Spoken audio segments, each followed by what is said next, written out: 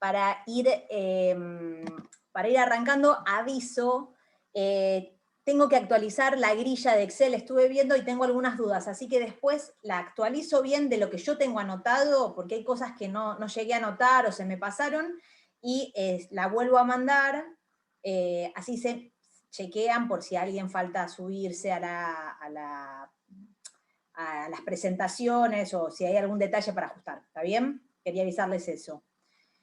Bien, y después estaba pendiente lo que había consultado Luz, me fijé, lo de Fernández Cordero, que era un poco lo que estábamos comentando, me parece que va un poco en la línea de lo que habíamos comentado la clase pasada, cuando ella dice que no eran quizás las más radicales, incluso en ese momento, se refiere a ciertos posicionamientos de la revista en relación, por un lado, con el anarquismo, que el anarquismo era un movimiento muy plural en ese momento, y de fuertes discusiones al interior del propio movimiento, y también en relación con el género, porque, por ejemplo, qué sé yo,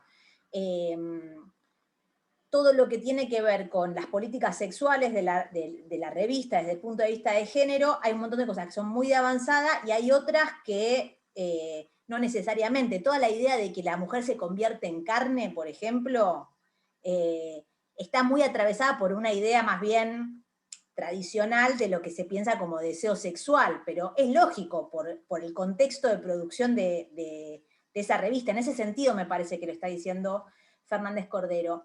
Y lo está diciendo por una posición que ella tiene también en relación con la revista, que tiene que ver con, bueno, qué es lo nuevo que aporta la voz de la mujer en sí. Dice, bueno, esto ya se había visto en otras revistas anarquistas, esto ya se había visto en otros movimientos, esto, bueno, y ella, digamos, es un poco también un giro discursivo, un giro retórico en el sentido de que lo que ella ve realmente como nuevo y potente de ese periódico es la construcción de esa voz, ¿no?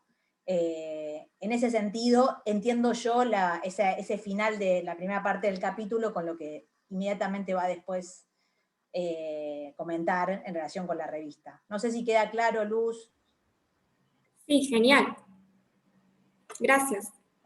Ahí el que mapea muy bien el tema del anarquismo, bueno, hay varias, Suriano tiene un libro muy bueno, pero hay otra persona que a mí me gusta mucho y que hoy pensaba justamente en ese libro por la cuestión del feminismo en elegancias, ahora después vamos a ir ahí, es Pablo Anzolavere, que tiene un libro sobre literatura y anarquismo, y justamente él trabaja mucho cómo es construido el anarquismo, o sea, no solamente la cuestión de los debates, del anarquismo en sí mismo como movimiento político, político revolucionario, sino cómo es construido, por ejemplo, desde la literatura el anarquismo, ¿no? Y determinadas ideas que se instalan en esa época, por ejemplo, la idea del anarquista delincuente. De hecho, tiene un capítulo de su libro, se llama así, ¿no? El anarquista delincuente, que analiza eso. Y me acordaba por las sufragistas, por cómo Elegancias construye a las sufragistas, ¿no? El feminismo bueno y el feminismo malo, ¿no?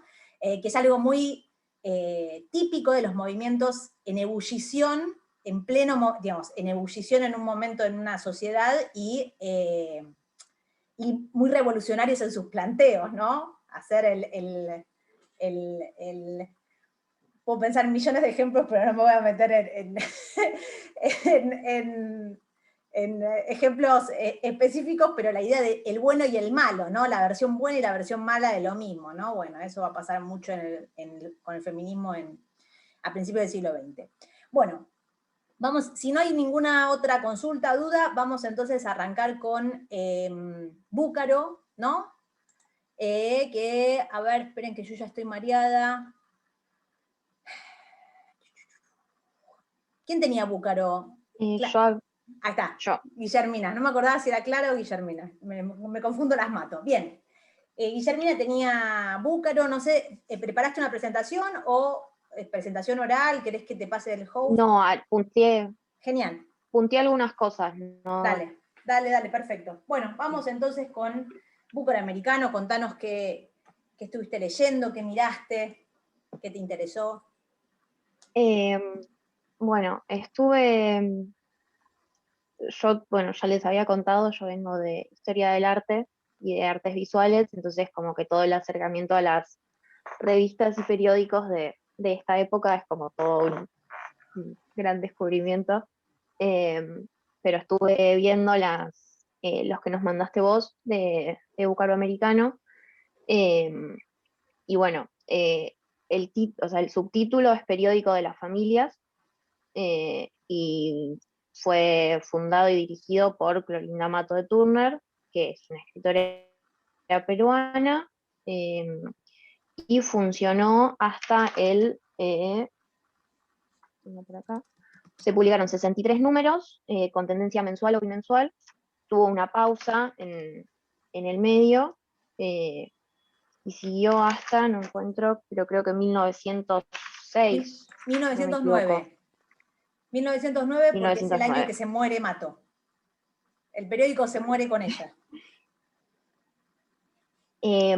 Bueno, y o sea, como lo más novedoso del periódico es esta incorporación que hace Mato de las miniaturas, tanto en los retratos de tapa como las que están incluidas en algunos artículos o momentos del periódico en el corpus, y justamente o sea, lo que cambia es que la imagen deja de funcionar como un accesorio o como algo que adorna la página y pasa a formar una parte constitutiva de lo que se está queriendo transmitir y lo que se está queriendo contar, eh, y está pensada como en conjunción con el texto.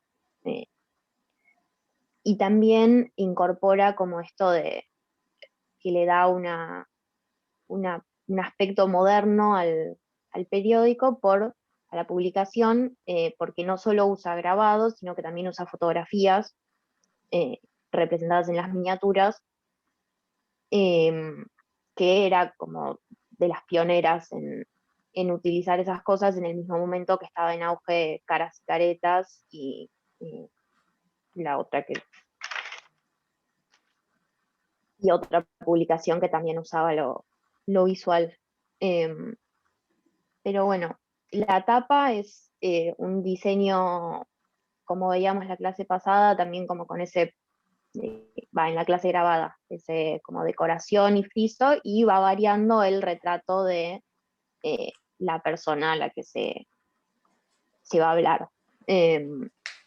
Y lo interesante es cómo Mato crea una como galería de mujeres, que ella las presenta como un ejemplo a seguir, eh, y la intercala al mismo tiempo con otros personajes masculinos, por ahí más reconocidos, como para establecer una base, y un poco igualarlas en ese sentido, pero también con esta dualidad que veníamos viendo o sea, como que es muy defensora de la educación de las mujeres y del progreso en algunas cosas, eh, pero siempre como con esa salvaguarda de los hombres no tienen que tener miedo del progreso de la mujer, o sea, como que la educación y el progreso de la mujer iría en pos de esa vida familiar, de la cual la mujer tiene que ser, o sea, que su espacio sigue siendo, digamos, el del hogar, a pesar de que pueda tener cierta educación y por ahí ciertos derechos o emancipaciones, eso no significa que las mujeres que ella presenta como modelos a seguir se corran de eso. Eh, También está muy presente la imagen visual de la matrona, eh, que son como todas mujeres en general representadas como muy austeras, con rasgos serios, que solo se quiebra un poco en algunas de las miniaturas que aparecen adentro del texto, como una que menciona el artículo de Georgina Guzmán, que está una mujer de cuerpo entero, eh, El de Mercedes pero en Pujato general Crespo. Creo que, si no me acuerdo mal. Sí. Pero bueno, en general los retratos las mostraban así eh, como esto, o sea, sosteniendo la figura del ángel del hogar y atravesada por lo que ella llama como las pensadoras argentinas. Bueno, y tiene un objetivo comunicacional, que es al mismo tiempo hacer atractiva la revista y dar a conocer a estas mujeres, a estas flores latinoamericanas, pero que al mismo tiempo constituyan un ejemplo de modelo a seguir para quienes leen esa publicación. Y bueno, los textos que se publican en el interior abarcan desde ensayos históricos, manifestaciones literarias de mujeres y hombres latinoamericanos, también incorpora notas sociales, recetas de cocina, y aparece una sección que me pareció súper interesante, que es una sección escolar, en donde como en cada número da como si fuese una clase escrita. Eh, eh, y bueno, difundió mucho de literatura femenina, pero no era el único objetivo, sino que también fue una gran defensora de la educación de la mujer, pensando en el rol que le iba a deparar el movimiento del progreso universal.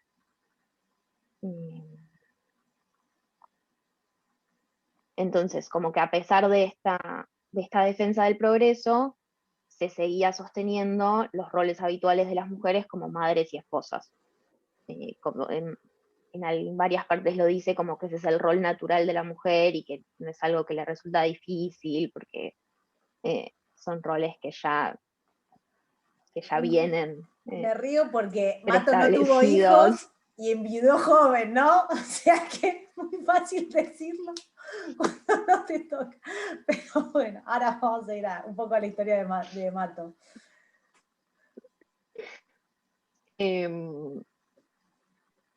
Y bueno, también me pareció importante e interesante en esta línea el tema de que ella habla de, ay, no me va a salir el nombre, que la vimos la semana pasada, ¿Gorriti? o sea, que la conoce cuando ella vivía, Gorriti no es. Gorriti es una de las, es su mamá del corazón, le dice ella, ¿no? Es una de sus madrinas literarias. Eso. Para pensar el tema de, en línea con el artículo de Pollock, el concepto de los grandes maestros o los maestros en el arte, como que ella hace un poco esta genealogía con una mujer a la que considera como su madre y su guía un poco en lo que tiene que ver con la literatura. Y me pareció como interesante rescatar eso, de que si bien por ahí no es como de los relatos más conocidos, existen estas genealogías de linaje materno en vez del tradicional paterno. Y bueno, también aparece esto que lo menciona también Glusman en el artículo, que es como que a pesar de que se trata de contestar todo el tiempo esa idea de que la inteligencia o la educación afea a la mujer, entonces como que todo el tiempo en los textos está esta como aclaración o exaltación de ciertas cualidades como la belleza o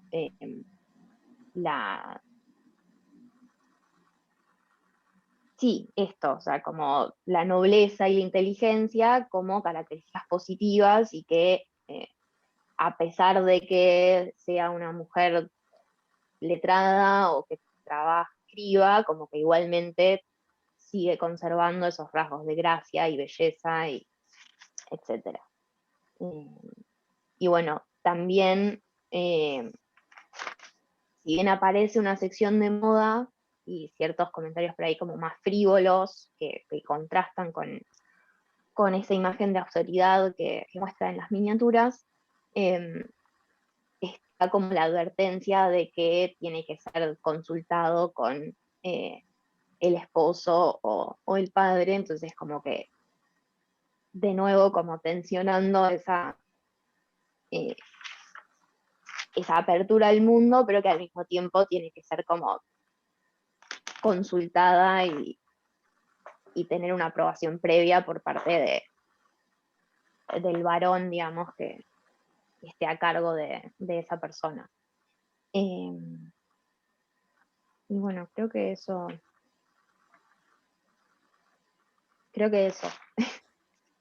O sea, como la importancia de usar estas miniaturas y estos relatos para generar como esta galería de grandes mujeres que estén como equiparadas con los pensadores masculinos por ahí ya consagrados. ¿Y quiénes son estas mujeres? Un poco también a partir del artículo de Glusman que leíste y que fuiste reponiendo, ¿quiénes son estas mujeres que ella toma, digo, del universo de mujeres, ¿no? que puede elegir?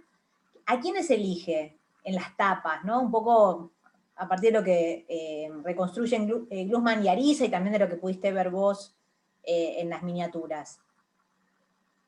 Y son todas mujeres de, digamos, clase alta, o clase media alta, digamos, como, no sé, una es la primera, es la primera dama del momento. Sí, hay una parte, ¿no?, que tiene que ver con las mujeres de élite o las mujeres vinculadas con la dirigencia, ¿no? Pero son todas esas mujeres. No, también o sea, en la parte de adentro, también después en un momento inaugura una sección en donde presenta como las jóvenes de la sociedad, en donde por ahí no las presenta con nombre y apellido, pero sí con un retrato y como con una descripción de por qué enaltece a Las esas figuras. violetas. No, digo, y también, digo, más allá de que, qué sé yo, Cecilia Grierson era hija, era alguien de como de clase media, si quieren, pero no era alguien de alcurnia en el sentido, era una hija de inmigrantes educados, ¿no? Cecilia Grierson está en tapa por su rol como médica y como feminista, no por ser una mujer de buena sociedad, esto es lo que quiero decir, ¿no? O Sarah Eccleston, por ejemplo, también. Hay como toda una línea de esas mujeres que se eligen para ser destacadas. Las escritoras también aparecen, no sé, Mercedes Cabello, Carolina Freire, Emilia Pardo Bazán, que son mujeres que son valoradas por su activismo y por su trabajo intelectual, no tanto por su rol destacado en la élite. Esto es lo que quiero marcar, ¿no? Esta dualidad, que me parece, lo marco porque es muy sintomático de la época. Ahora voy a ampliar un poquito ese tema. Bueno, vos, está bien, vos hablaste también de la matrona y en ese sentido, o sea, coincidís con el panorama que trazan Georgina y Julia en relación con la revista, con la parte visual de la revista. ¿Te pareció interesante, digo? Como Sí, vos venís del mundo de artes y sí, ¿te pareció interesante la lectura que ellos hacen? En ese sentido, te pregunto, no es sí, un examen. no, sí, sobre todo en contraste con las otras dos revistas que vos presentás en la clase grabada, como que esta desde lo visual es mucho más conservadora por ahí que las otras dos, en donde sí muestran como mujeres por ahí en actitudes más seductoras o liberadas, pero digamos, desde los textos y desde lo que propone, se tensiona como esas dos cosas. Como por un lado se muestra a la mujer como una figura retratada y como un posible modelo a seguir, pero que son mujeres que hacen cosas. Sí, ahí me parece que hay como, agrego algunas cosas a la presentación, gracias Guillermina por hacer el pantallazo y el recorrido, que me parece que están buenas saber de Mato cuando entramos a esa revista, que por un lado, las condiciones en las que llega Mato a Buenos Aires, ¿no? Mato es una escritora peruana que era pero una estrella de Perú, digamos, era muy conocida en su momento, una de las primeras mujeres profesionalizadas del Perú y politizadas del Perú. Es, por ejemplo, junto con Mercedes Cabello, digamos, quien escribe como los bestsellers, las novelas bestsellers de los 80 en Perú, en el Perú de la posguerra, y una mujer que se vuelca muy tempranamente al positivismo, o sea, se aleja del romanticismo de Gorriti y de Palma, que habían sido sus padrinos, y su madrina y su padrino literario, y se vuelca hacia una literatura más comprometida, realista, a su manera, muy entrecomilladamente, que defiende, por ejemplo, digamos que en realidad es una trilogía de novelística que en la primera denuncia los abusos del clero hacia la población mestiza del Perú, ¿no? Población mestiza y población india de Perú, ¿no? La población incaica. No pensaba hablar de esto, por eso estoy pensando qué digo, qué es lo que digo de Manto. Esa posición política y esa importancia, ella en un momento, de hecho, a ver, publica Ave sin Nido, que es esta primera novela en la que eso, básicamente acusa a un cura, en la ficción, de ser un violador de una mujer, ¿no? Que termina produciendo un incesto, que es básicamente el drama de esa novela, en los hijos, ¿no? En la pareja que se enamora. Poco después asume, perdón, ella enviuda, empieza a trabajar como periodista, o empieza a trabajar de periodista porque el marido le deja muchísimas deudas, va ganando cada vez más prestigio, publica esta novela, y poco de tiempo después asume la dirección del periódico ilustrado más importante de ese momento, que es el Perú Ilustrado, ¿no? Siendo directora del Perú Ilustrado y haciendo muchas de esas cosas que describía Guillermina, por ejemplo, alternando todo el tiempo portadas de mujeres destacadas con hombres destacados de ese momento, porque ella defiende siempre como defiende como la legitimación femenina, el entreno femenino, pero siempre en una esfera mixta. Publica un poema que se llama Magdala, de un poeta brasilero, en el que se ve como una versión muy humanizada de Jesús, y básicamente arde Troya, empiezan a quemar sus libros, la iglesia peruana pide que la excomulguen, caos, caos, caos, hasta que finalmente renuncia a la dirección del Perú Ilustrado. Escribe otras 2 novelas, que esa es su trilogía, Índole y Herencia, y cuando asume Andrés Cáceres, que es un presidente liberal, ella es recontra liberal, no sé si lo habrán notado, pero en su ideología, ¿no? Asume la dirección de un periódico que se llama Los Andes, en el que es ampliamente, digamos, abiertamente oficialista, defiende a Cáceres. Con lo cual eso le vale terribles ataques de todo el resto, de todos los opositores políticos de Cáceres y la iglesia, o sea, va sumando, a medida que avanza, va sumando enemigos, ¿no? En ese momento también llega a tener su propia imprenta que se llama La Equitativa, que publica sus libros y otro tipo de libros, y cuando cae el gobierno de Cáceres, entra en crisis, cae el gobierno de Cáceres, digamos, ella cae con Cáceres, de alguna manera, porque entran a su casa, la saquean, incendian su imprenta, y termina ella exiliándose en Buenos Aires. Cáceres viene a Buenos Aires, ella también, y todo un conjunto, en realidad todo un grupo de exiliados peruanos recalan en Buenos Aires, entre ellos muchas escritoras, o varias escritoras. Entonces, en ese contexto, esto es lo que quiero decir, en ese contexto ella funda Búcaro Americano, que es un contexto en el que ella está muy precaria, en una situación muy precaria desde el punto de vista económico y político. Por eso a mí siempre me interesa como contextualizar este periódico, porque este periódico de alguna manera es una estrategia de inserción profesional, ¿no? Entonces, parte de lo que pasa en ese periódico es cómo hago yo para trazar alianzas. Entonces voy a ir por el lado de las mujeres de élite y voy a ir también por las profesionales, ¿no? Y voy a hacer de lado todo lo que tiene que ver con la política dura, en la que había estado metida hasta hace un par de años y por la que había terminado exiliada de su país.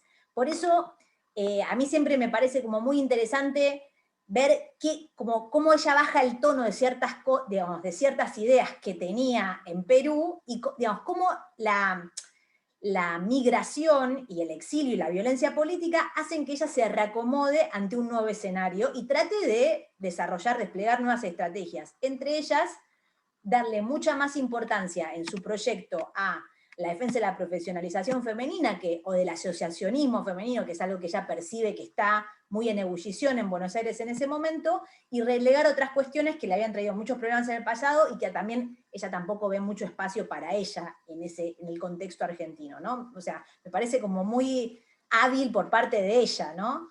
Y en este sentido también quería destacar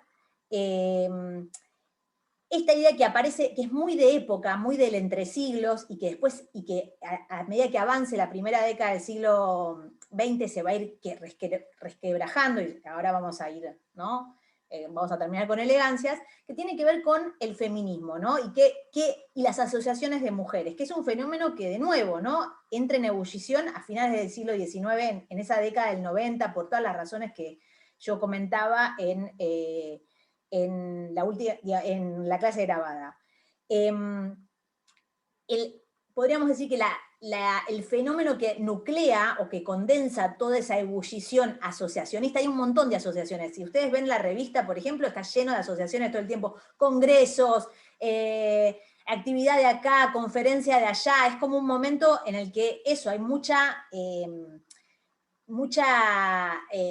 actividad en ese sentido, o sea, intervenir intelectualmente tiene que ver con eso, con fundar una asociación, organizar conferencias, ¿no? Y que también se ve en otra revista contemporánea de Búcaro, que es La Columna del Hogar, y que decía el fenómeno que nuclea en gran medida toda este movimiento muy atomizado de pequeñas asociaciones que se juntan, que tratan de tener un objetivo común para intervenir en la esfera pública, etcétera, etcétera, es el Consejo Nacional de Mujeres, ¿no? Que es básicamente una idea que trae Cecilia Grierson cuando viaja a Inglaterra, creo que es en 1889, no sé exactamente cuándo viaja, pero vuelve en 1889, porque los viajes duraban años, y llega con la propuesta de fundar la versión argentina del Consejo Nacional de Mujeres inglés, digamos. Esto es un fenómeno global, ¿no? Que tiene que ver justamente con la primera oleada feminista. Ese Consejo Nacional de Mujeres básicamente tiene como una especie de raíz liberal, ¿no? Que tiene que ver con una doble vertiente. Por un lado, la defensa de la igualdad de los derechos de las mujeres, y por otro lado, la reivindicación de la profesionalización y el pedido de mayor protección laboral, digamos. Esas son como las tres cuestiones básicas. Siempre teniendo en cuenta una idea que, como marcó Guillermina, va a insistir bastante el Consejo Nacional al principio, que tiene que ver con la idea de la complementariedad. Las mujeres no queremos dejar de ser mujeres porque, ¿no? Que este es como el gran fantasma que ronda alrededor del feminismo en esos primeros años. Igual necesitamos a los hombres, hay una complementariedad, las mujeres y los hombres somos diferentes pero iguales, ¿no? Es como, esta es la tónica de lo que circula en esa época. Cuando Grierson llega a Buenos Aires, decide fundar ¿qué hace para poder fundar, para darle realmente dimensión y volumen a ese consejo? Llama a la presidenta de la Sociedad de Beneficencia, ¿no? Albina Van Praet de Sala, y llama a las mujeres profesionales, tipo, por ejemplo, Sarah Eccleston, y dice, vamos a hacer todas un mismo consejo para defender los derechos de las mujeres. Y esa agenda va a ser amplia y ecléctica, ¿no? Eso que se va, digamos, el Consejo Nacional de Mujeres era una cosa enorme, que a su vez era como una especie de asociación paraguas, que a su vez albergaba un montón de pequeñas asociaciones, más pequeñas, con diferentes objetivos. Toda esa dinámica que se ve muy bien en Búcaro, ¿no? Que aparece el Consejo Nacional de Mujeres como una nueva fuerza, como el motor de lo nuevo para para defender los derechos de las mujeres y para, digamos, para que las mujeres puedan acceder a más espacios, etcétera, etcétera, va mostrando de a poco fisuras internas, porque ahí adentro estaban las radicales, las socialistas, las profesionales, las mujeres de la sociedad de beneficencia, y van apareciendo cada vez más, o sea, a medida que avanza la agenda feminista en la esfera pública, van apareciendo fisuras en ese frente enorme. Por ejemplo, alrededor de el divorcio, digamos, ciertas reivindicaciones del movimiento feminista de esas épocas, ¿no? De cómo reglamentar la jornada laboral, bueno, la trata de mujeres, hay un montón de temas que son muy ríspidos en ese momento. Y finalmente se fractura en 1910 alrededor de un conflicto que se arma por la organización del Congreso Femenino Internacional, que deviene, se desdobla y se organizan finalmente 2 congresos. Entonces, perdón que hice toda esta gran contextualización, pero me parecía importante para entender qué está pasando, por ejemplo, con Elegancias, que dialoga desde París, y qué está pasando con Búcaro. Digo, ¿qué es lo que está circulando en esta época que todo el mundo parece hacerse eco y tener que tomar una posición en relación con el feminismo, ¿no? Y sí, pero no tanto, ¿no? Porque realmente es un tema, ¿no?, en ebullición. Y las que vienen, ¿no?, por izquierda, que son las anarquistas al mismo tiempo, como veíamos la semana pasada. Entonces, eso, aclaro un poco eso, porque eso que aparece todo muy unido de alguna manera y conciliado en Búcaro Americano, en una revista como Elegancias va a aparecer todo el tiempo en tensión. Por eso lo quiero marcar, ¿no? Es como de alguna manera los 2 extremos de este arco que yo describí recién. Bien, y respecto a la genealogía que marcaba muy bien Guillermina, ahí es algo que vamos a retomar la última semana, porque justamente vamos a trabajar con la conferencia que ella lee, que Mato lee en el Ateneo de Buenos Aires, que es Las obreras del pensamiento de la América del Sur. Digo, no es menor, ¿no? Mato ya no va a hablar de ángeles del hogar, son obreras del pensamiento, y ese cambio es central, digamos, para pensar cómo se piensa ella también como escritora. Y yo pensaba, digamos, leyendo, ¿no?, preparando lo de Pollock para la clase, bueno, ahí hay un espacio de la modernidad, ¿no?, que Mato aparte sabe aprovechar muy bien para decir lo que quiere decir, que es miren todas las escritoras que hay, mírenme a mí, ¿no? Digamos, es la genealogía que se señala a ella, se termina autoseñalando. Porque es un espacio mixto en el que se le invita, es como muy genial el gesto, se le invita a disertar como la primera mujer que habla en el Ateneo de Buenos Aires, el Ateneo de Buenos Aires fundado por Darío, los modernistas, todos los que aparecen en Elegancias, y ella se sienta y se pone a enumerar escritoras y a decirle a los hombres que no las reconocen, ¿no? Es como todo un gesto que hoy quizás lo vemos medio atemperado, pero muy provocador en alguna medida, ¿no? Por más que se lo diga con un tono moderado, ¿no? Sentarse y aleccionar a sus colegas sobre a quienes no leyeron y por qué no las reconocieron, ¿no? Siendo una escritora que acaba de llegar corriendo sin un mango en el bolsillo, ¿no? Digo, pensando eso, para contextualizarnos un poco en el momento en el que ella está viviendo. Y le sale muy bien, por lo menos a largo plazo le sale muy bien, porque ese discurso ha sido trabajado y recontra trabajado desde el punto de vista del feminismo, ¿no?, latinoamericano.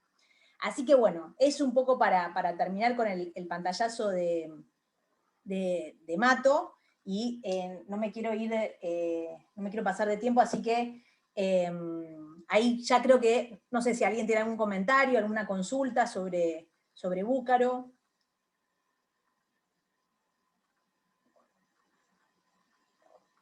¿No? ¿Te pareció interesante, Guillermina, la revista, o te aburrió un poco?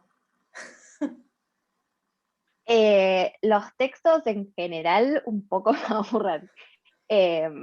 Pero, o sea, me parece interesante, como lo que más me gusta son como los análisis que se hacen de esos textos. Pero como que ir directamente a la fuente, por ahí también como que me cuesta, porque la mayoría de los nombres no los reconozco. Claro. Entonces por ahí hay muchas cosas, como lo que vos decías de esta esta correspondencia por ahí que se da, o estos guiños en donde se habla de tal y de tal, es como que no me suenan de nada esos nombres, entonces es como que tengo que estar todo el tiempo buscando a ver de qué está hablando cuando se refiere a esto, o de quién es esta persona a la que está retratando. Sí, y eso es un caso típico, esto digo y me callo porque basta de hablar de Búcaro, que a mí me gusta mucho. Es un caso típico de esas revistas que solo se pueden, o que se ven mucho mejor a la luz de los estudios transnacionales, ¿no? Porque digo, quizás Búcaro Americano en el contexto argentino es nada, pero en el trasluz de esta tipa que viene de Perú, que miren todo lo que había hecho Perú, miren cómo hace toma otro cariz, ¿no? Todo lo que hace ella, y como toma otro vuelo el periódico, me parece a mí. Bueno, me parece muy interesante leerlo desde ahí. Bueno, ahí no sé, Víctor, si anda, gracias Guillermina, si anda por ahí Víctor, como para arrancar. Hola, Sí, aquí Víctor. estoy. ¿Qué tal? Comparto que me das para compartir, no sé cómo funciona, Dale. preparé un Power. Dale, ya te paso, a ver, espérate. Acá, aprendí, vamos. Yo no, así que vamos a ver. Ahí está, ahí te lo pasé. Vamos a ver, sí. Sí. Vamos a ver, vamos a apagar. El Tenés ahí. anfitrión deshabilitó la función de compartir las pantallas de los Ay, ¿por qué? participantes, me dice. Qué raro. A ver, espera. Yo no hice nada. Yikes. No. Ay, ¿tienen idea cómo es? Ahora Víctor es el anfitrión. Estoy así en que... dos, pero porque en la PC tengo el Power que es más cómodo. No sé si algo de eso influirá. No, a Porque ver. sí. ¿Sabés que Pero no antes sé? podía, en algún otro link podía. A ver, fíjate, lo que pasa, vos sos el host ahora, entonces deberías poder, porque más allá de que los demás no puedan, como te pasé el host, vos deberías poder compartir. Sí. Qué lío, la verdad. Sí, en realidad, A ver. si te aparece que el host deshabilitó que los participantes puedan compartir, Sí, es que eso vos me lo tenés que sale. habilitar. Ah, lo tendrías que habilitar vos. ¿Y Claro, sabés? pero como vos... Porque digo, me pongo en compartir pantalla, me dice compartir deshabilitado, el anfitrión deshabilitó la función de compartir las pantallas de los participantes. ¿Lo tenés en un drive, Víctor? Sí, bueno, ahora lo cargo. ¿Querés compartírmelo y te lo paso yo? Es lo único que se me ocurre. Sí, lo voy a cargar de nuevo porque justo le había hecho una modificación. Y no puede ser que el host sea el otro usuario de Víctor, que no tiene foto de perfil, capaz que es la computadora. Ah, no estarás en el... Acá, el que aparece como host es Víctor Zabaleta, el que tiene la foto. Claro, capaz que el otro. Pero yo no sé desde cuál estás probando, Víctor. De la compu, el otro no lo toqué. Ay, qué lío. ¿Y cómo haría del celular? Porque en el celular no lo tengo. Habría que cambiar el hospedador. Se debería nombrar al Víctor de la compu como hospedador, en lugar del Víctor del celular. Pero me parece que es A él. Víctor O sea, Z. porque él está en la compu, me dijo. Es ese. No, pero el hospedador es el Víctor del celular, me parece. ¿Seguro? Yo tengo acá como Víctor Zabaleta el operador. Pero ahí ya, vamos, lío, ya lo subí. Bueno, dale. Y abrirlo y te paso el link, pero porque no, Dale. espero que me lo cargue bien. ¿Me lo mandás por mail? ¿O un link de Drive? Eso. Bueno. No, okay. Si quieren avance el otro, no sé. Bueno, Mientras... dale, hagamos así, dale, sí. Así vos me lo mandas tranquilo. Lo subo y te lo paso, sí. Dale, arrancás más vos tranquilo. entonces, Juan Cruz, ¿te parece? Dale, así Genial. Víctor se acomoda tranquilo. Lo que sí no sé es cómo pasar el host ahora. A ver, se la tendría que pasar Víctor, ¿no? Mirá, tenés que ir a la ventanita de Juan Cruz. Hay 3 puntitos suspensivos, apretar ahí y hay uno que dice hacer operador, make host. A ver. En seguridad. En la imagen de Juan Cruz. Configuración. No, en la imagen de Juan Cruz. En participante. Sí. Entonces me hago yo, a ver si puedo, entonces. A ver. Me hago anfitrión al de la compu. Eso decía que te pongas como anfitrión A ver, ahí. a tu otro usuario. A ver, Ahora ahí sí puedes compartir. Pantalla.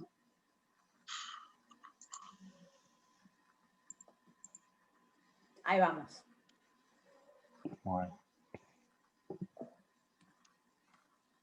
Ahí está, ¿no? Sí. A ver. Bueno, ahí arranco con un poco con el Power que nos habías compartido, un poco para contextualizar. Yo hablo de La Mujer, este periódico fundado por Eduardo Sojo, que corre del 99 a 1902. Y bueno, que me pareció bastante interesante. Yo también vengo de las artes, así que por eso me gustó este texto, bueno, este conjunto de textos, por la gran cantidad de imágenes que retrataban a la mujer, a un tipo de mujer, ¿no? de entre siglos. Bueno, rápidamente, Eduardo Sojo firmaba como Demócrito, nació, él venía de España, fue perseguido por el régimen de 76, tenía una labor muy de trabajo satírico en la prensa española, y se lo considera como el padre de la caricatura política argentina. Este es un ejemplo del Don Quijote argentino del 84 que él hizo. Bueno, este trabajo satírico, bueno, le trajo un poco de problemas o rispideces con el status quo. Víctor, ¿Se ve en completo? No corre la diapo, me parece. Porque yo lo estoy viendo y no sé por qué. Sí, yo veo que ustedes no. Claro, no sé no por lo qué. ven. A ver. ¿Y si probás ponerlo en pantalla completa? Sí, lo puse en pantalla completa. Claro, se trabó entonces. Se trabó. Ahí corre, funciona. ahí sí. A ver, lo puse de nuevo en la 1, lo estoy poniendo en completa y parece que no corre en completa, no se ve en ahí completa. debe ser algo de la... Fíjate, sin poner pantalla completa, ahí me parece que corría. A ver. Ahí va. Bueno. Entonces...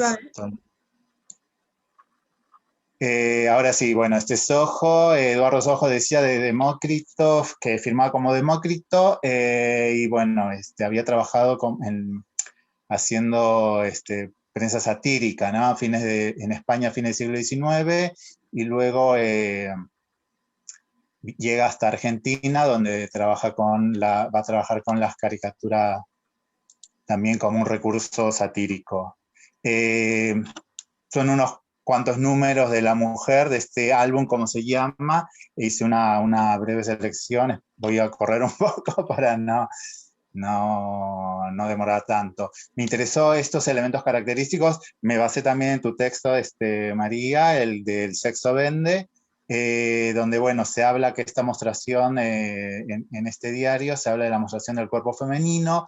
Hay importantes alusiones al arte clásico, que vamos a ver como postales de figuras femeninas en obras muy bellas artes.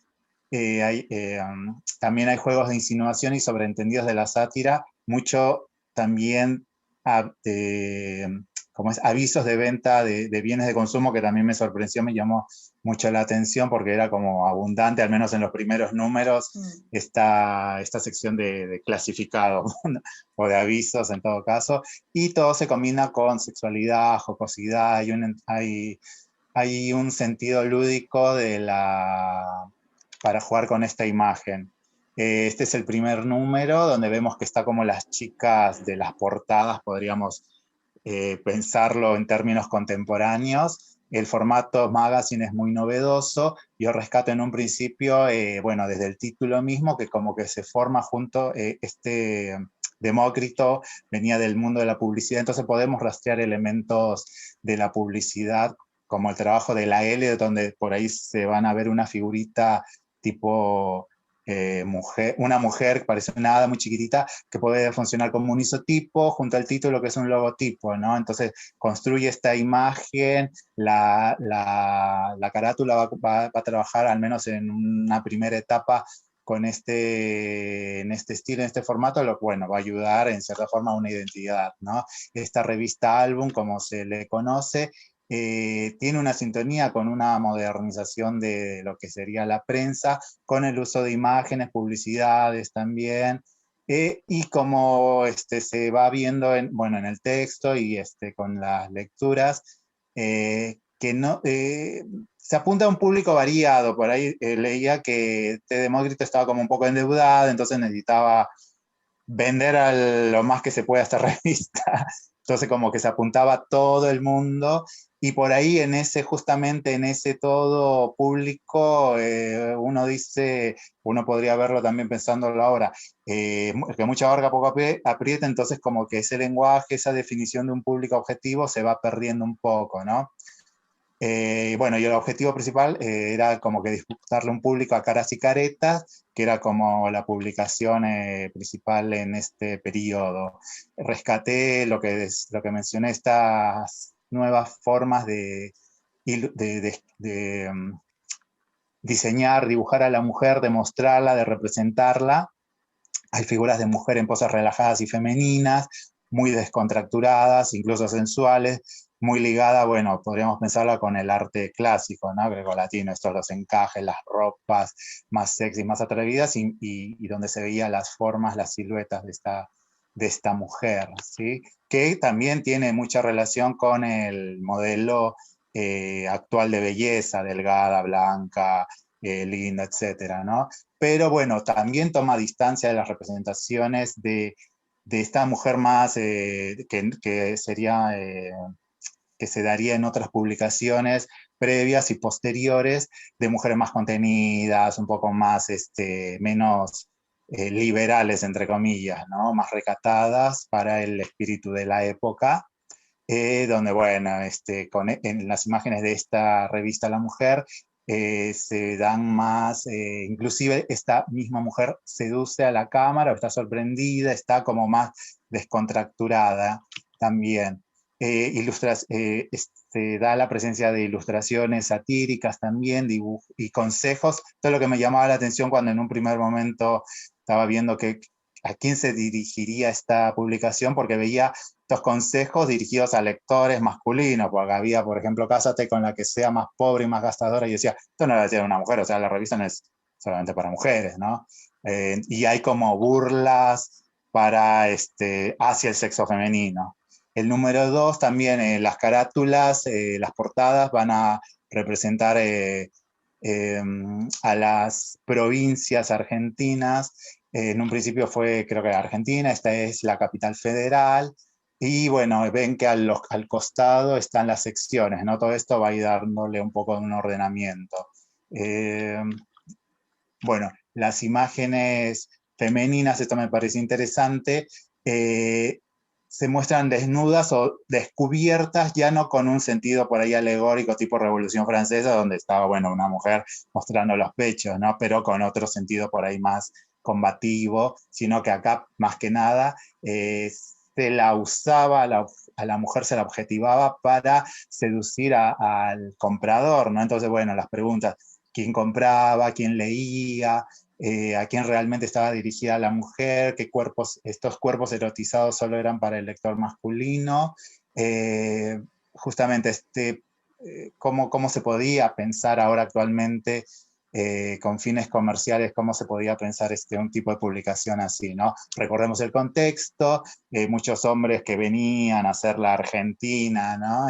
Fines del siglo XIX, principios del XX, mucho crecimiento urbano, también lo del texto que comentabas en la clase grabada sobre esta Buenos Aires fascinante y aterradora también, fascinante y peligrosa, con la presencia de mujeres también como con vistas a trabajar, a recurrir a la explotación, y a la prostitución y también a la trata, ¿no? Y además la explosión de imágenes con los nuevos dispositivos propios de esta época, ¿no? Los nuevos mecanismos posibilitados por los nuevos dispositivos de reproducción técnica, que van construyendo esto que rescatabas, un imaginario erótico, ¿no? Que se van construyendo imágenes que recorren, que van yendo y viniendo entre una cultura de élites y las clases populares, ¿no? Se van cortando, se van borrando o mezclando lo que antes era cultura alta, muy marcada y delimitada, y lo que, bueno, se va posibilitando con estos medios, con estos diarios, con esta nueva prensa. Rescato, bueno, las construcciones retóricas, discursivas, subversivas, que por ahí podríamos decirlas, como esta historia que me encantó, que es Una bola de carnaval, que está en el segundo número, en que, bueno, el hombre seduce a una mujer, todo muy... la invita a comer, a salir, a comer. Entonces, mientras se van, eso acompañado con un texto, ¿no? Mientras le va tratando de cortejar, y hasta que la enmascarada se descubre y resulta ser un hombre, un varón, ¿no? Y esto un poco me recuerda al episodio que también se cuenta de las tapadas limeñas en Lima, en Perú, del siglo XIX, donde estas mujeres usaban mantos, se cubrían el ojo y así seducían a los parroquianos, ¿no? Pero también se podía posibilitar un juego de seducción con los códigos de las prendas y el enmascaramiento, el travestismo y la performatividad de los géneros. Acá es lo que les decía sobre, también hay un poco del registro culto de lo canónico visual, ¿no? Las bellas artes clásicas europeas, ¿no? Escuela francesa, lo de los avisos, que al menos en estos primeros números son abundantes. Esta es la etapa 3, el número 3, también la etapa 3 dedicada a la provincia. Acá hay también interesante para el tema de comunicaciones, de cómo se van formando medios de comunicación, la inclusión de historietas, de viñetas, también con registros con fines humorísticos. Del texto también rescato las estrategias eróticas que se podrían pensar para competir contra ese gran líder de caras y caretas, ¿no? Un cuerpo femenino que está libre de ese corsé tan firme, tan esclavizante para el cuerpo femenino, que se separa o se desmarca de no marcar, como otras revistas, ese deber ser femenino, ¿no? Sino que, bueno, que permite jugar con un poco más de las subjetividades de las mujeres, ya no la mujer, sino las diversidades que podrían permitirse en esta Buenos Aires tan cosmopolita, y que también las mujeres van protagonizando, son personajes protagónicos en las historias que se van en las páginas de las revistas, y que, bueno, que pueden servirnos para dar cuenta de cómo se van, de que existen estas subjetividades femeninas. Este espacio íntimo también de la mujer se va mostrando como algo, con un género que podría decirse también del propio del mundo de la mujer, de la intimidad, y de esa mujer sorprendida o incluso posando también, ¿no? Que como es el género de la foto del boudoir o del tocador, y que van a incentivar esa mirada sensual de una mujer que no se amilana al registro de una cámara, ¿no? De un ojo. Número 4 también. Acá hay una apelación guiándonos ya un poquito, entrando al registro discursivo en sí, al teórico, una apelación a una voz colectiva, se dirige a las amadas lectoras, ya como también se va jugando con esta cuestión del de la complicidad femenina, ¿no? De esta construcción hacia un público colectivo femenino, con figuras que, bueno, que ahora podemos entender como comunes, como, bueno, hablando de como es el cholulismo, la farándula, la high life bonaerense, ¿no? Que es un registro muy cómico y bastante agradable de leer hasta ahora, ¿no? No es tan pesado y tan denso por ahí como otras publicaciones. No está exenta la política también, como en esta recreación visual sobre la lucha entre la matufla, que no me dio tiempo de ver qué era, pero sí la Unión Cívica, ¿no? Que bueno, creo que la Unión Cívico Radical, ¿no? Donde hay una lucha, un titanes en el ring, titanas en el ring. Pero acá me llama la atención de que ya empiezan a desaparecer los registros, los avisos publicitarios. No sé si es por el escaneo, pero ya no vi tantos avisos. Este es el número 5, donde hay una acotación que también se rescata en el texto de María sobre esta innombrabilidad de las relaciones femeninas íntimas, ¿no? Que en todo caso en lo que se lo disfraza de, bueno, sobre hermandad, ¿no?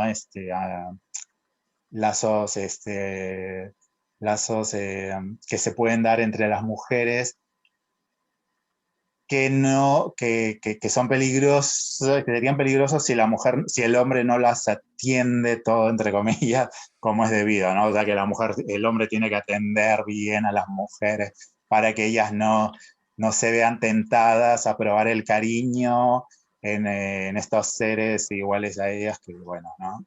Que sería tan tentador. Igual apelaciones en lo masculino no hay, porque eso sí es innombrable para la sociedad en sí. Propiedad, tiempo de igual, tiempos de toda la prohibición. Provincia de Tucumán, seguimos con las chicas de la portada.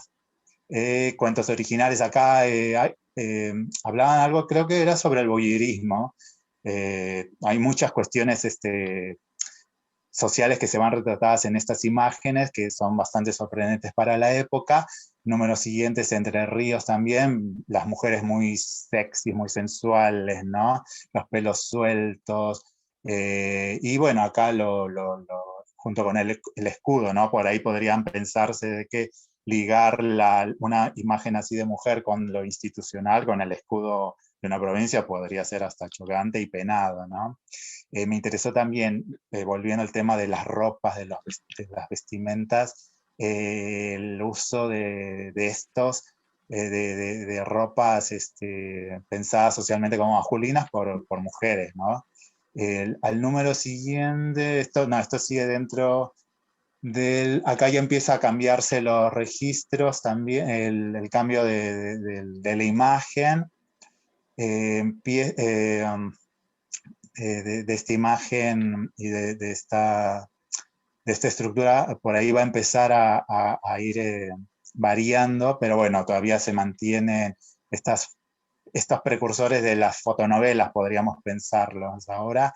Y este artículo que también que sería también interesante y sorprendente, ¿no? La sensualidad de la mujer vista en arquetipos femeninos ligados con la iconología, la mitología cristiana, ¿no? La Magdalena penitente, la mujer de Herodías con la cabeza de San Juan Bautista, y María al pie de la cruz. Esta María es tan joven y tan sensual que parecería Magdalena penitente, pero no, creo que es la Virgen María. Pero parece la versión de, ¿cómo era? Las películas modernas, la francesa, que ya me olvidé el nombre. Bueno, y a partir de ese número 17 se empieza a pensar como una segunda época en esta publicación.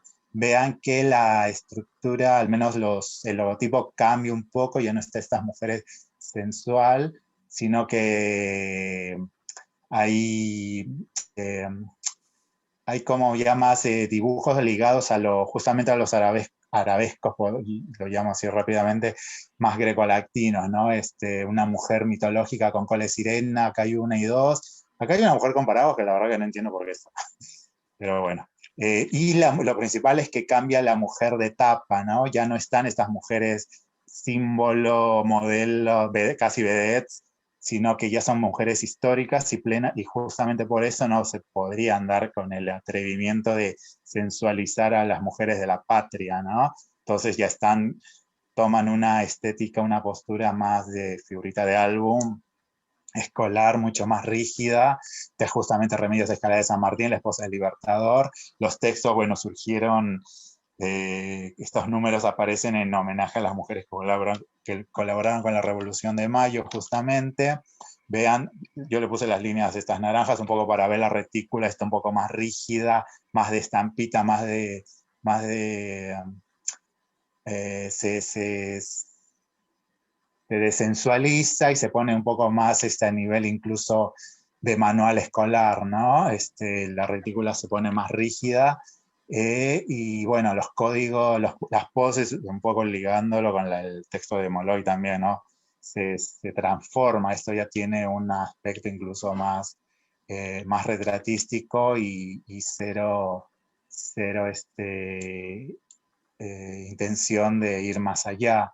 Estas son posteriores ilustraciones también más didácticas sobre este periodo de la Revolución. Acá arriba hay unos combates, mujeres con armas. Bueno, esto es novedoso y en cierta forma bastante, si se puede pensar, reivindicatorio, porque están solamente mujeres en batalla, hay una con un fusil ahí atrás, mujeres heridas, y abajo, bueno, las costumbres, ¿no? Vestidas a la usanza. Esta es Juana Zurduy, también con una cinturita avispa, eso sí, y un pelo salvaje. Y caricaturas de la época, así se llama en la misma publicación, con estos peinetones, también un poco humorísticos, ¿no? Un poco críticos, como que la rompen la casa para que la señora pueda salir, ¿no? Tienen que picar acá Esas son la las pared de para que Bacle. pueda salir. Esas son las de Bacle, ¿se acuerdan que las había mostrado no sé si lo recuerdan, cuando vimos La Gaucha y en la clase grabada? Son las ilustraciones, eran ilustraciones muy conocidas del siglo XIX, de Bacle, ¿no? Perdón la interrupción. No, no, sí, sí. Aparte lo rescatan en la misma publicación como caricaturas de la época, así Claro. lo nombran ahí. Bueno, el número siguiente lo mismo, ¿no? Acá se habla de la emperatriz Eugenia, también cero burla, cero nada. El espacio es neutro también de atrás, ya no hay imágenes que describan la intimidad de la mujer, sino bueno, el anterior era histórico, así que bueno, no había mucha mención. Entonces, bueno, acá se menciona de que prima el buen tono clásico, que se sucedía en otros, que también se daba en otros periódicos de mujeres, ¿no? Se exaltan las mujeres, las virtudes, empieza a ganar la virtud de las mujeres en la historia, hay reproducciones idílicas, también jóvenes más risueñas, ¿no? Ese poder disruptivo se va perdiendo, y Soho, el autor, el director, se pierde un poco en esta búsqueda, ¿no? De una forma comercial, de a qué público apuntar, y supongo que habrá habido alguna censura, alguna prohibición sobre de que no pueda ir, que no se pase con la sátira, ¿no? Que no se haga la Gran Barcelona 100 años antes. Sí, no hay registros. Ahora vamos a hablar un poco de eso. Bueno, terminando las últimas imágenes, hay un poco más de texto, se hace un poco más pesado. Las imágenes, bueno, ¿no? Son mujeres jóvenes también ataviadas según la época, siguiendo el decoro de la época, ¿no? Siguiendo su deber ser como mujer. Este es el número siguiente, también sigue con el mismo esquema. Y acá es lo que no se había visto. Sí, acá hay como mujeres ser, ¿no? Mujeres prototípicas, bueno, creo que están como, que no leía muy bien como el artículo, pero sí como que está la mujer doméstica normal, ¿no? Entre comillas, vestida en la casa, cumpliendo las tareas, vestida ya más de pies a cabeza totalmente, y ya con una forma más rígida, ¿no? Más de maniquí, que lo que sucedió con las primeras, ¿no? Con estas mujeres mucho más vivas, ¿no? Y bueno, eso básicamente me parece, me gustó bastante, me pareció interesante. Creo que está, ahí lo dejé compartir. Me pareció interesante justamente eso por el aspecto que se podía rescatar de cómo era esta mujer de fines del siglo XIX, ¿no? Y cómo es la prensa, cómo se trabajó, qué elementos quedan hasta ahora, porque un poco también haciendo otras investigaciones, la prensa de mujeres, ¿no? Actual, tiene muchos rasgos de ese comercio, de esa industria como empezó hace tanto tiempo, ¿no? Sí. Porque hasta da miedo inclusive, que hay cosas que nunca cambian, parece. No, claro, obviamente. A mí lo que me parece muy interesante de la revista es, yo pensar, ahí hay como un gran como un lugar de intersticio, ¿no? Como dice, ¿no? Pollock, los lugares los espacios de la modernidad, ahí es como, o a mí lo que siempre me pareció interesante de la revista es como no logra, como vos decías, ¿no? Quien mucho abarca, poco aprieta, como no se termina de asentar, eso abre la posibilidad de que aparezcan representaciones para públicos insospechados, ¿no? Como que se sale de la norma porque en algún punto está como en esa búsqueda. Entonces se termina generando esta especie de revista que no se sabe si es para mujeres, para hombres, en el que se puede dar la situación sorpresiva de que las mujeres tengan acceso a estas imágenes, ¿no? A las que en general se les vedaba, o no, ¿no? También nos hace pensar eso. ¿En qué medida? No, mi duda es saber cómo ellas compraban, si ellas eran libres en esa época de comprar, o es que todo pasaba por el marido de la casa o los padres.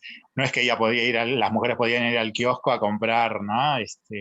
Libremente, porque no, esa es un poco mi duda, como para saber cómo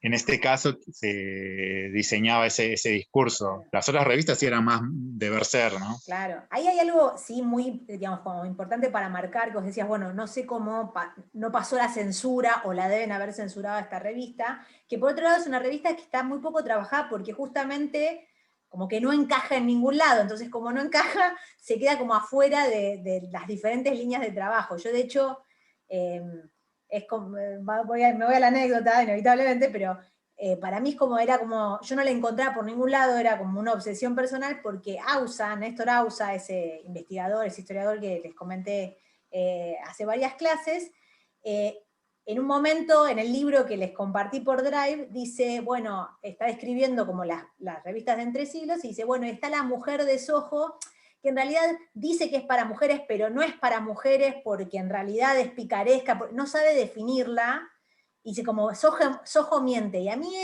como justamente ese conflicto me generó mucha curiosidad y la empecé a buscar, no la encontraba por ningún lado, hasta que una vez por casualidad la encontré en La Plata, ¿no? Que me dijeron, tenemos un bibliorato acá que quizás te interese, y la abro y es la mujer, yo no podía creer, o sea, azar puro fue. De hecho eso, no hay ni siquiera una buena sistematización del corpus. Yo no sé si eso que yo fotografié, que son los dos tomos que están en La Plata, es toda la revista, si es una parte de la revista, si la revista terminó donde termina el tomo de La Plata o no.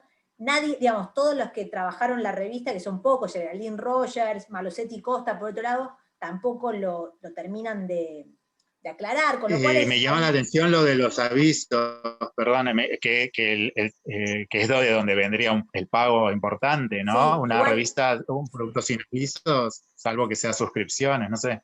Sí, ahí hay cosas que recorté. Eso sí quería aclarar por las dudas de las publicidades, como se repetían las publicidades, yo no las reproduje. O sea, no está todo, es una selección, entonces no está todo el número completo.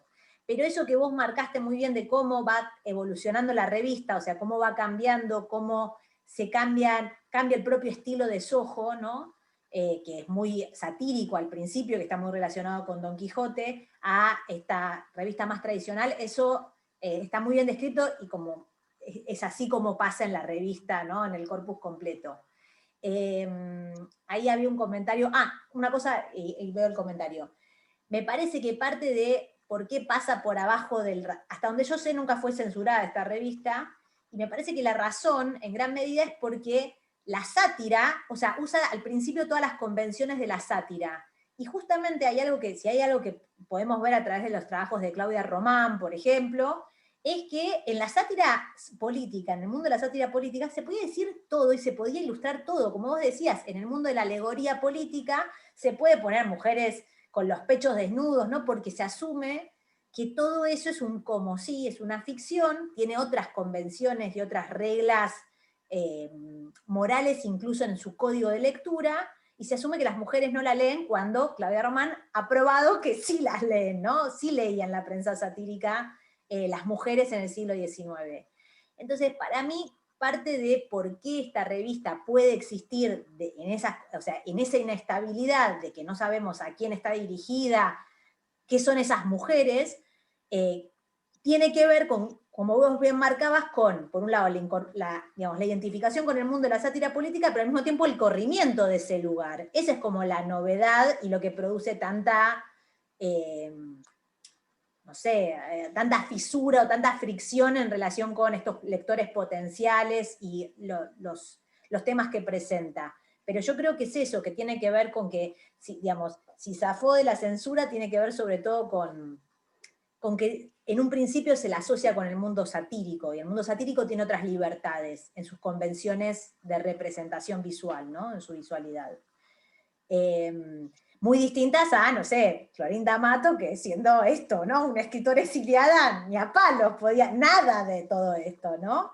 Enseguida hubiese sido señalada y nada, muy criticada. Además fue hombre. Soho era un hombre, si hubiera sido una mujer haciendo esto no duraba, no sé, lo mismo quizás.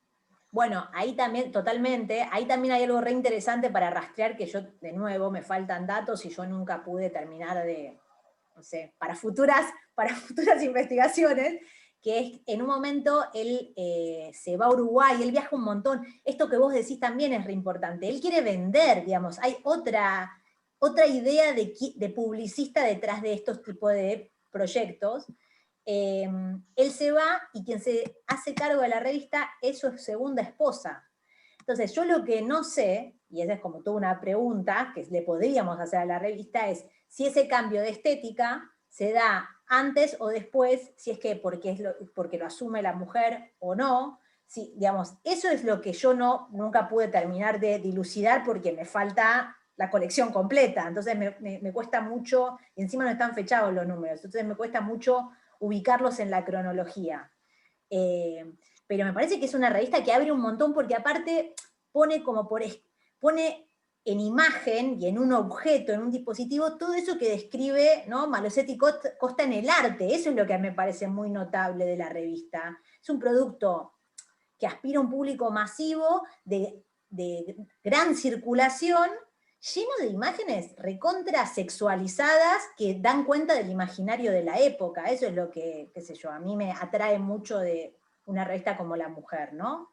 Para pensar por afuera de el deber ser, todo eso que nosotros podemos deconstruir de las revistas para mujeres, bueno, está pasando todo esto también, ¿no? En la Buenos Aires de ese momento.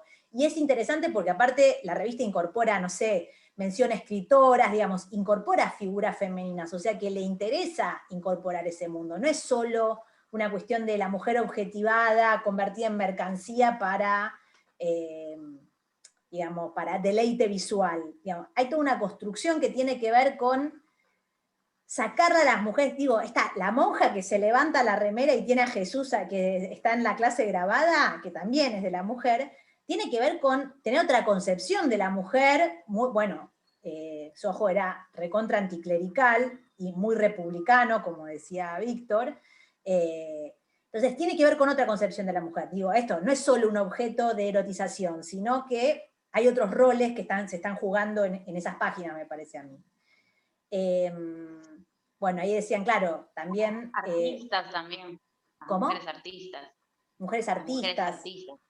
¿Sí? Actrices, ¿no?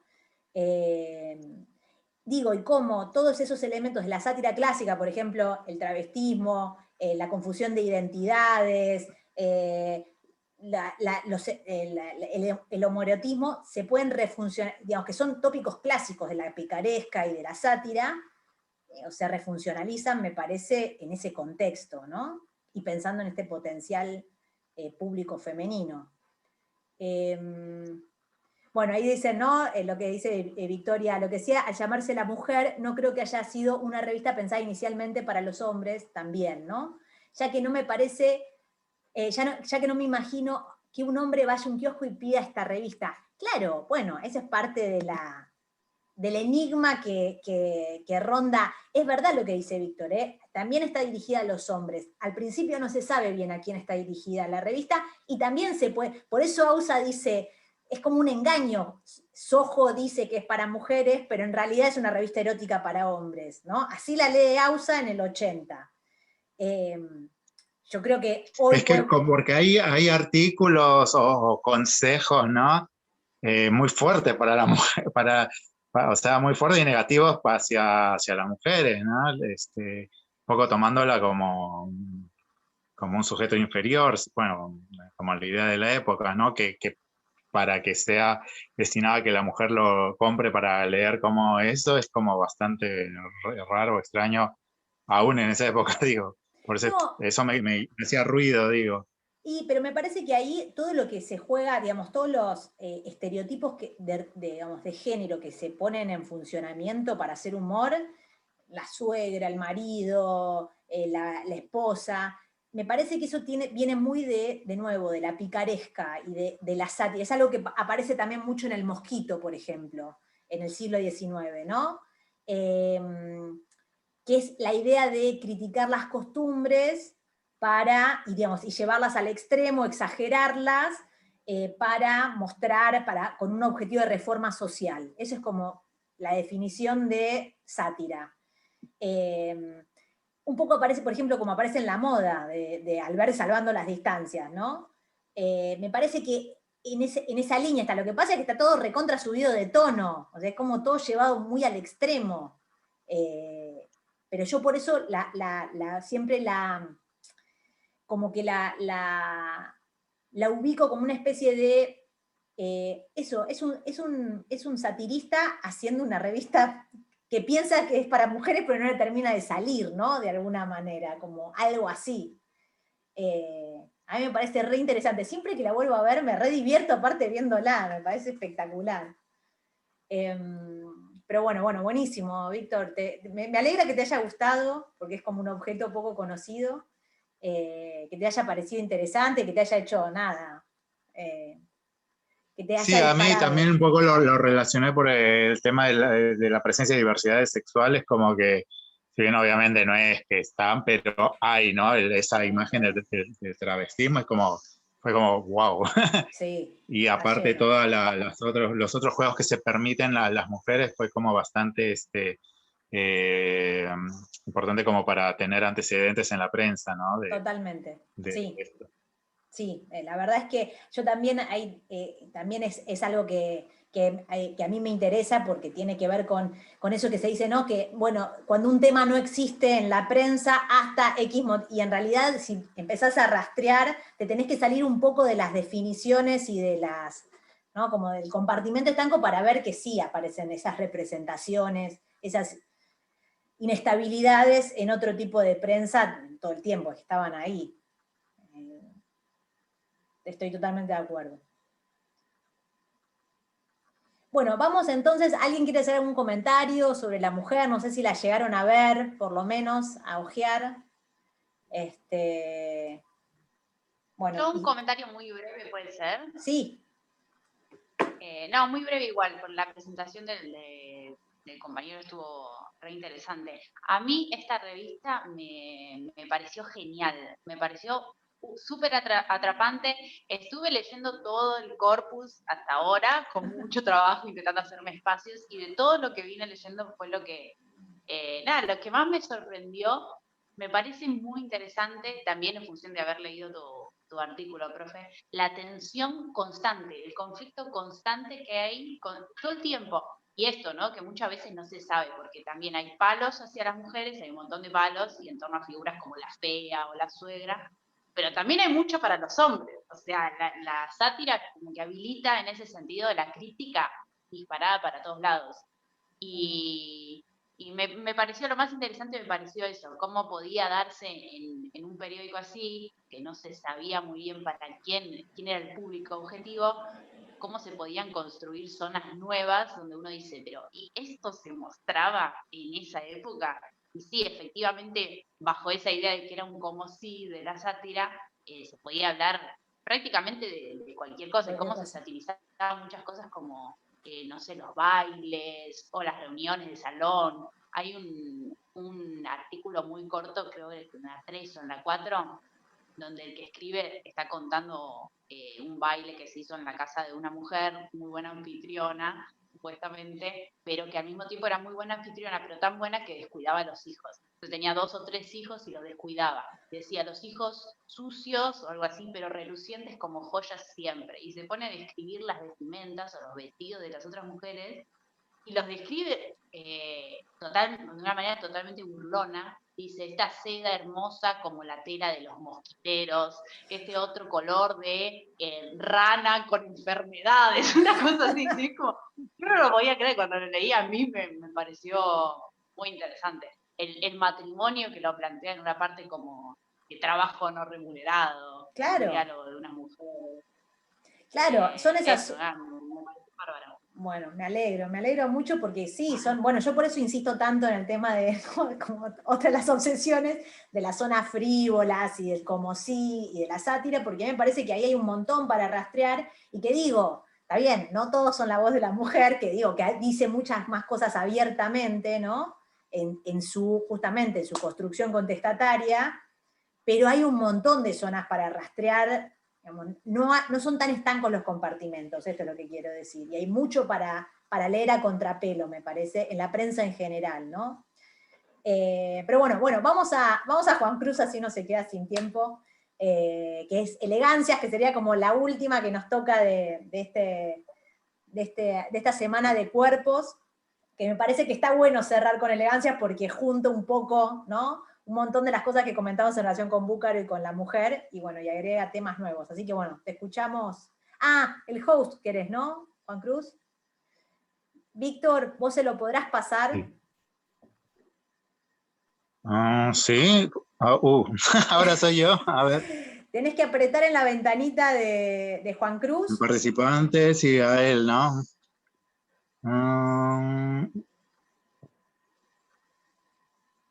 Y no sé, me sale chatear, no sé. A ver. Creo que ya no estoy, No, como administrador. Fíjate en Víctor Z. Víctor Z es tu host. Verdad que es ahora cambiar al otro. Claro. Estás ahí Estás desdoblado vos también, Víctor. Sí.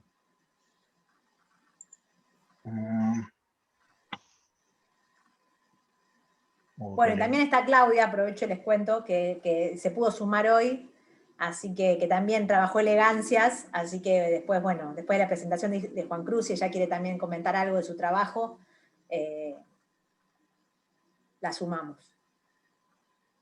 Acá estoy. ¿Me escuchan? Sí, perfecto. ¿Me escuchan? Perfecto, bueno. Me salgo ahí porque no, me sale que no, me salí del otro chat. A ver. Así que por ahí... Espérate. No, cerré la sesión porque no me salía la opción. ¿Cerraste la sesión de host? No, de Víctor Z. De la compu, sí. Es que vos seguís estando. Qué macana. No, si no salgo de nuevo, no sé si... Porque no me sale chatear. Me veo yo conectado 2 veces, pero me salí de ahí. A ver, si podés, desconectate con los dos y volvete a conectar, que ahí supongo que automáticamente vuelve a mí, el anfitrión. A ver. El problema es que Víctor Z sigue siendo el anfitrión fantasma. ¿Qué problema? La otra es que cerremos la sesión y que... Ay, ¿cómo puedo hacer? Yo no lo puedo desconectar, ¿no? ¿Qué hacemos? No. Y la otra si no salimos y volvemos. Salimos y volvemos a entrar, ¿les parece? Así, me parece que va a ser lo más fácil. Bueno, ahora nos vemos entonces en 2 minutos.